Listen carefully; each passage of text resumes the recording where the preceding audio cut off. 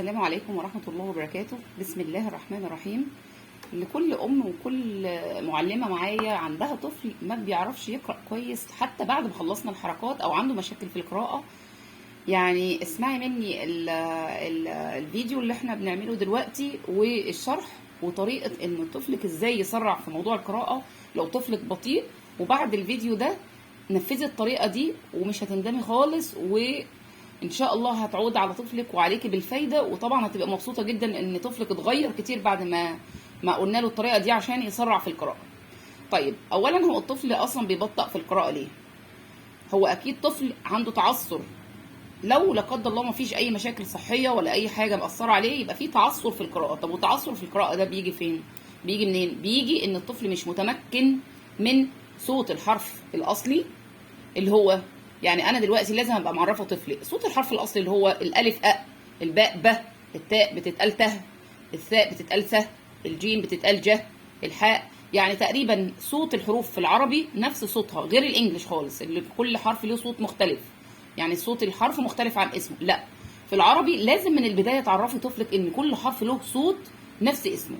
يعني احنا دلوقتي لو انا بدي طفل كلمه زي دي، هو لو مش عارف ان ده ك ت ب، ها شفتوا بقى لو الطفل عارف صوت الحرف الاصلي ومش موجود الحركات دي، هيقرا الكلمه دي ازاي؟ ك ت ب من غير حاجه. ليه بقى؟ هو عارف صوت الاصلي للحرف.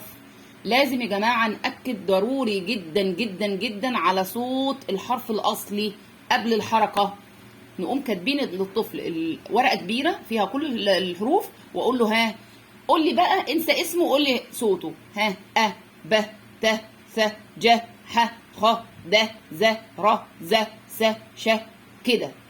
يبقى احنا علمنا الطفل صوت الحرف اللي هيقوله في الكلمه. احنا ما بنقولش هنا كاف، احنا بنقول ك، صح؟ طب احنا محتاجين الكف ايه؟ عرفوا للطفل صوت الحرف، اكتبوا ورقه كامله فيها اصوات الحروف كلها كامله. ده صوته ك. لما بيجي في كلمه وبيقف جنبه حروف ما بنقولش اسمه خلاص، بنقول صوته بس. فنقول ك ت ب، تمام؟ مش هيقولك بقى كاف ت، لا، هو عارف صوته الاصلي. طيب نيجي بقى واحنا بنقريه الحركات، هو هيبقى في عنده مشاكل؟ لا، ما احنا خلاص نكتب ورقه تانية مع حركه الفتح كل الحروف مفتوحه، كل الحروف مفتوحه. صوت الك مع الفتح بقى كا، التاء دي بقت تا. صوت الفتح غير صوت الاصلي للحرف، بدل ك ت ب ت ث ج ح خ، لا بقت كا تا با. يبقى لما نشوف الثلاث حروف دول، تخيلي كده طفلك عارف صوتهم الاصلي، والله ما هياخد ثواني في قرايه الكلمه دي، بشرط انك ما تقفش عند حاجه. اوعى تقف. شفت القطر وهو ماشي بيعمل كده؟ انت بتعمل كده؟ لا، هو القطر بيبقى ماشي على خط واحد كده. الكلام الثلاث حروف دول ماشيين في خط واحد، ينفع نقف عند واحد فيهم؟ لا. يبقى الحروف بالثلاث حركات الاولى ما فيهمش وقف.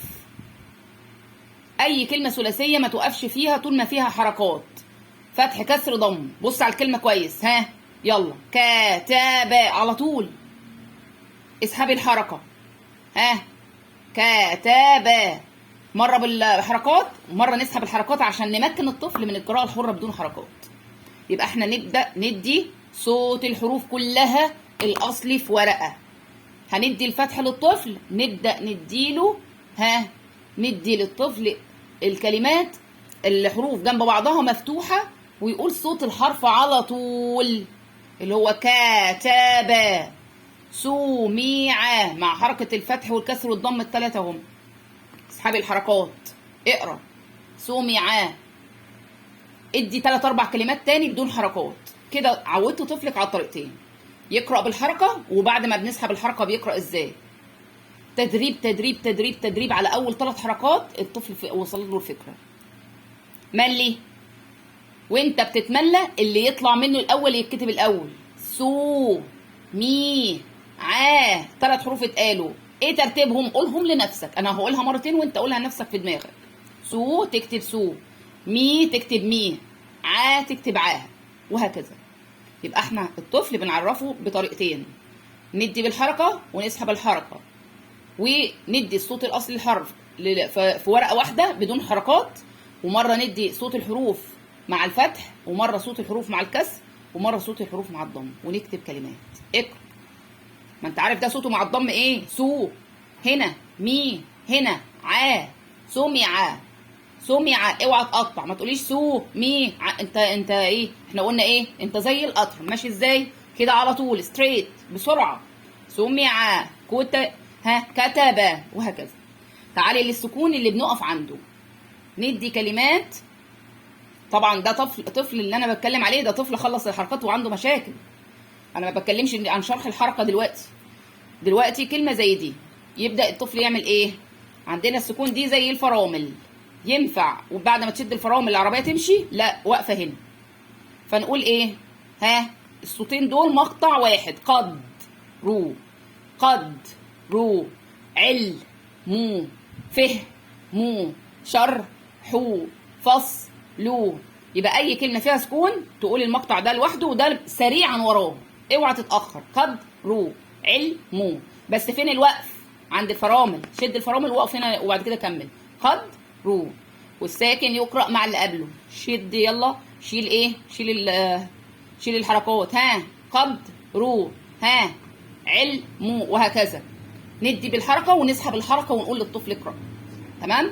يبقى السكون الحركه الوحيده اللي بنقف عليها. السكون الحركه الوحيده اللي بنقف عليها. تعالي ندي الافعال اللي فيها سكون. الافعال اللي بتبدا بياء وتاء معظمها فيها سكون، زي يش هادو اهو. المقطع الساكن طبعا انت عارف، اوعى تقوله لوحده. يش هادو، يش اوعى تقف كتير، يلا كمل وراها على طول. هادو القطر ماشي.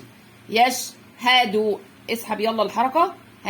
يش هادو، يركعوا. يبقى الافعال اللي بتبدا بياء او تاء. تعالوا نشوف هنا في التاء. تف راحوا، تف راحوا، اسحبي الحركه. تف راحوا، تف راحوا. تل عابوا، تل عابوا. ورا بعض وبدون تقطيع. انت زي ايه؟ دايما فكري انت زي القطر ماشي على طول، تقف على السكون وتجري وراها على طول. تل عابوا، وهكذا. تمام؟ يبقى احنا بندي الطفل الحروف بالحركه ونرجع نسحب. اي فعل يبدا بياء او تاء نقف على اللي بعده. يش، يق، ير، تل. خلاص؟ يبقى نيجي عند اللي بعده ونقوم واقفين نقراه مع اللي قبله، لان ده تقريبا يعني معظم الافعال كلها ايه؟ وراها سكون. تمام؟ يبقى الافعال كلها. طب تفتكري بقى لو هو شاف كلمه كده في الدرس بتاعه مثلا اللي هي مثلا يلعبوا، هتاخد معاه وقت قد ايه في القرايه؟ مش كتير، لان خلاص عارف ان الفعل بيبدا بياء ده بيتقري مع اللي بعده. يل على طول. يلعبوا، يشهدوا، وهكذا. ده بالنسبه لايه؟ للحركات مع السكون. طب هو في حاجات تانية كتير جدا. تعالوا نشوف كده ايه مع الشده وحكايه الشده دي وهنقراها ازاي. ولا لا، نشوف المدود الاول. نمسح كل الكلام ده ونشوف بقى الطفل مع المدود هيعمل ايه.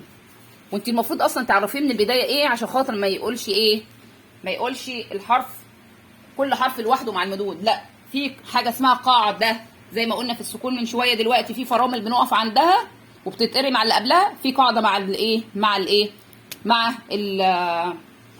مع المدود. تعالى نشوف المد كده ايه حكايته. عندنا 3 انواع مد: الف، واو، ياء. كل واحد من دول بيحب حركه. ده بيحب ايه؟ بيحب الفتح، يعني اللي قبله مفتوح او الممدود بتاعه مفتوح. ده بيحب الضم عشان شبهه. ده بيحب الايه؟ الكسر، لانها الياء نقطتها تحت والايه؟ والكسر مكانه تحت. يبقى كل واحد من دول بيحب ايه؟ حركه. ندي بقى كده. بص هنقسم دي ازاي. هنا كل الحروف مفتوحه مع الايه؟ مع مد الالف اللي هو ما عندهوش همزه. شرط المد انه ما عندهوش همزه. ع، ما، قا. تمام؟ شفتها في الاول هتقولها مع بعض، شفتها في النص هتقولها مع بعض. طب تفتكروا كده. مل. المقطع الساكن اهو. عامل. طيب تعالوا نشوف كده.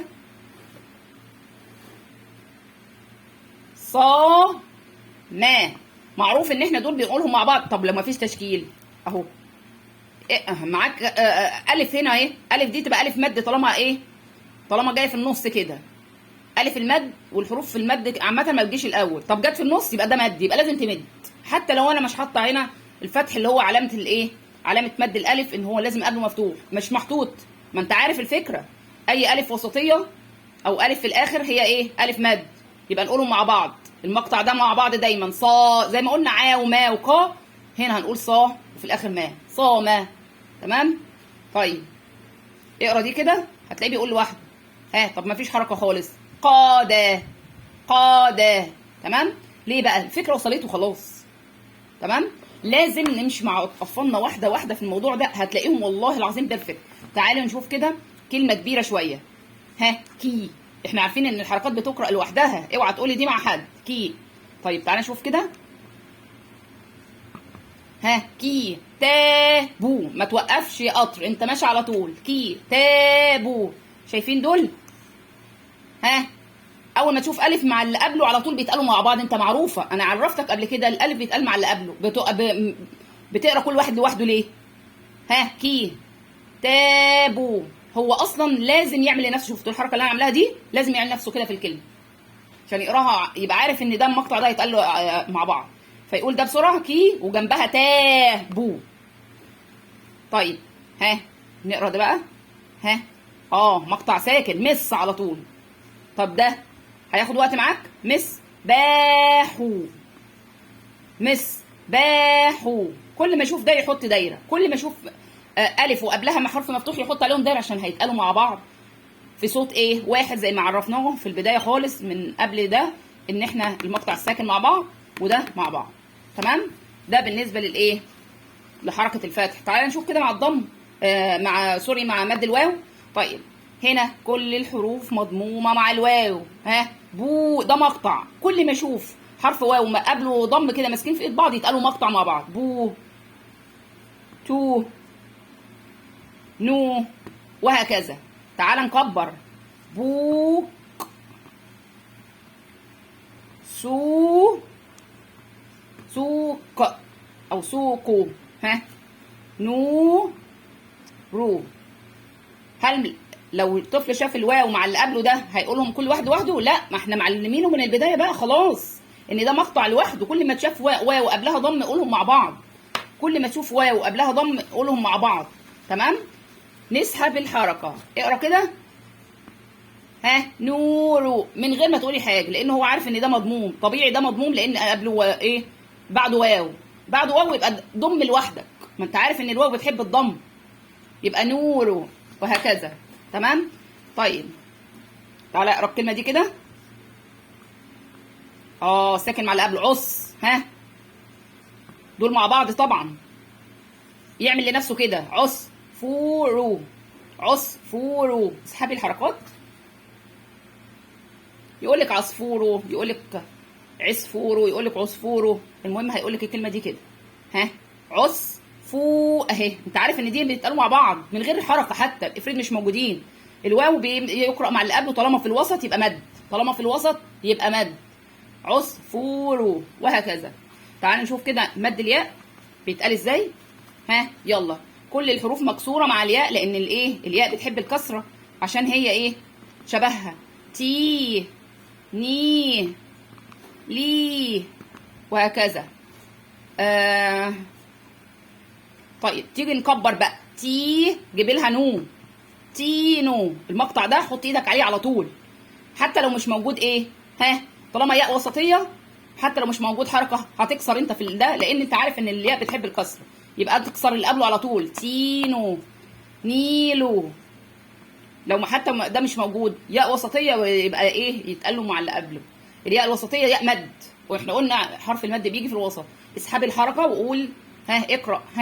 نيلو، ليلو، او لا. طيب تعالوا نشوف كلمه كبيره كده. يلا. القطر ماشي. سا ده حركه لوحدها. عينك هنا بس، عينك في النص هنا في مد قولوا مع اللي قبله.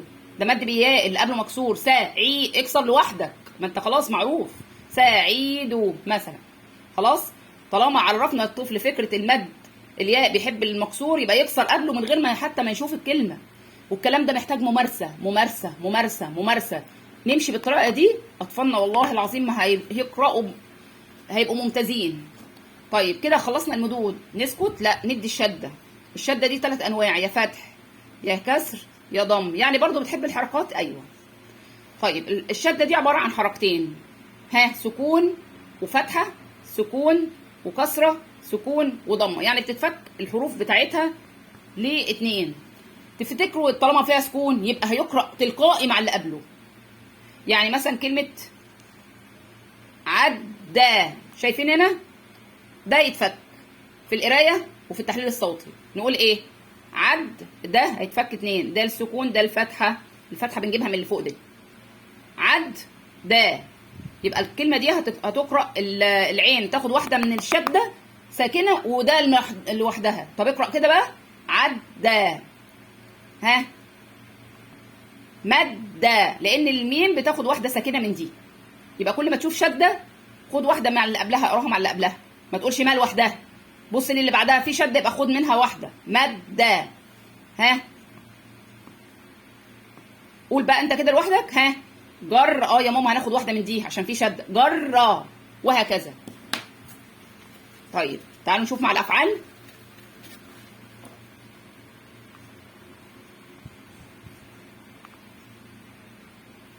اقرأ كده، ده صوته لوحده، يا، ها، خد واحدة مع دي بقى، فروا، يلا، يا،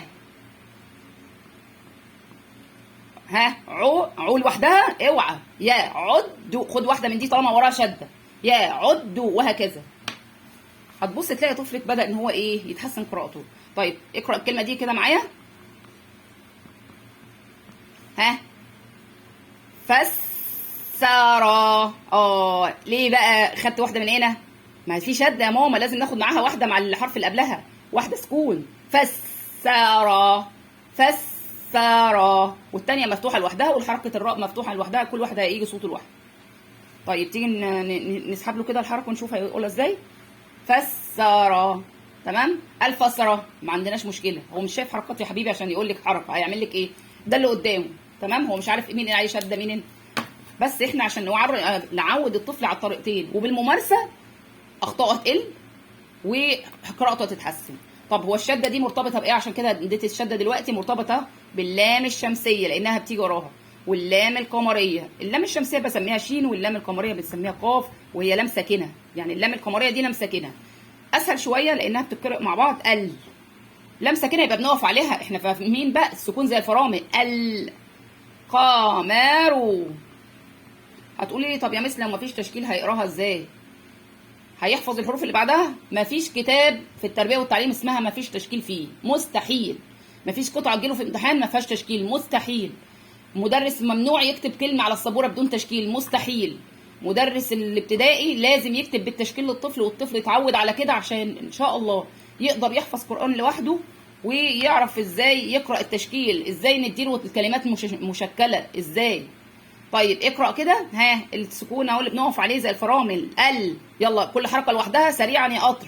قمارو، قمارو، ما توقفش، تمام. طيب نبدأ ندي واحدة كمان، يلا. ألف ولمس قمرية يبقى على طول، طالما لام ساكنة لازم نقولهم مع بعض.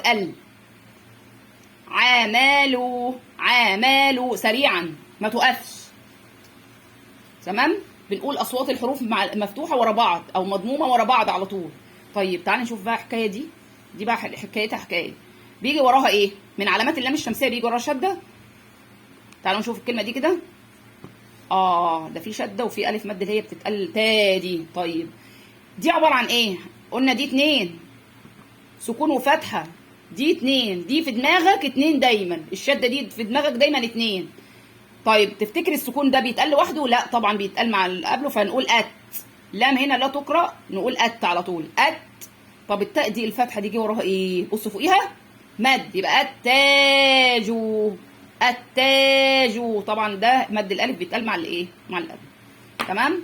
يبقى احنا عينينا على الشده، نفكها 2 في دماغنا. اول ما تشوف شده فكها 2 وهات الايه؟ الحرف الاولاني الساكن منها مع اللي قبله، يبقى ات، ار، اس، اش، تمام. يبقى بدل ما نحفظ اطفالنا الحروف اللي بتيجي ورا اللام القمريه والحروف اللي بتيجي ورا اللام الشمسيه، لا لا لا لا, لا. انسي الكلام ده، قولي له علامه اللام القمريه انها لام ساكنه، اللام الشمسيه وراها شده. لا تقرأ في أثناء الكلام، فأنت فوتها واقرأ من أول الشدة، يعني تاخد واحدة منها سكون مع الألف واللام، فنقول أت، واللام لا تقرأ، تمام، صوتها غايب عننا. وبكده طفلك يكون عرف الفكرة، بدأ يعرف يستوعب فكرة القراءة إزاي، ويحدد لنفسه إيه اللي هيتقالوا مع بعض في الكلمة. بيتهيألي كده هيبقى الصعوبة بالنسبة قد إيه بعد ما تعملي الطريقة دي؟ لو طفلك عنده صعوبة بنسبة 70%، هيبقى عنده صعوبة بنسبة 20% بس. طب لما نكرر 10%، طب لما نكرر مفيش، تمام؟ هتبص تلاقي طفلك ما عندوش أي مشاكل. إيه اللي بيوقف الطفل في القراءة؟ الحاجات دي: هذا، من. طب وهي توقفه ليه وهي متشكلة؟ هذا مثلا اهي في الكلام، ما تقرأها بالتشكيل زي ما انت عرفت.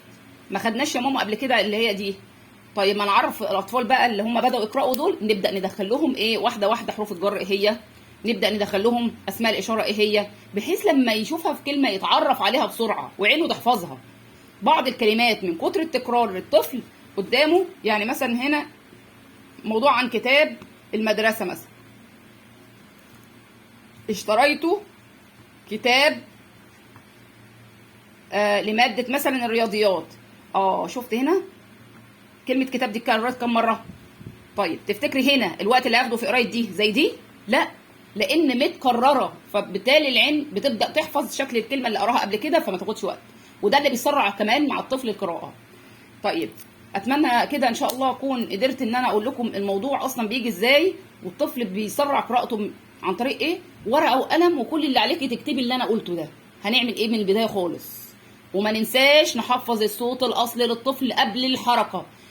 الطفل لازم يبقى عارف ان صوت الاصلي للحرف اللي هو أ، ب، ت، ث، ج، ح، خ، د، بحيث يقرا في الكلمه ما يقولكيش الف، هيقول على طول حتى لو مش بالتشكيل، تمام؟ ده هيساعدك اكتر.